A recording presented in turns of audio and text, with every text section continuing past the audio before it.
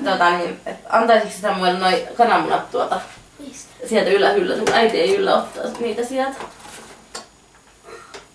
Kiitos. Ai hyvä. Kiitos. Sieltä. Ai tuolla. Niin, anna sitten vaikka se vihreä.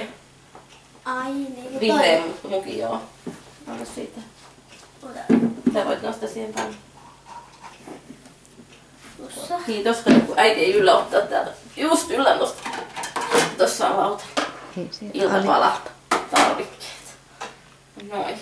On ollut niin, veitsi.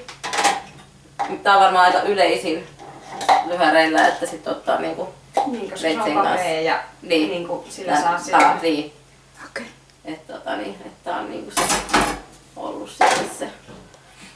Ja että nythän on niinku sitten tää jatkokäsi, mikä helpottaa tosi paljon, että niinku et saa tavaroita tuolta alas.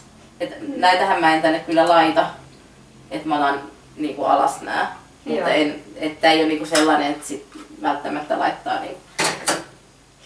En oo ainakaan. Ja sit myös jos tiskaa, niin on se aika haastavaa. Joo, yrität sit keskittyä siihen, koska se ei sitten kuitenkaan pysy siinä. Joo. Niin sillä että.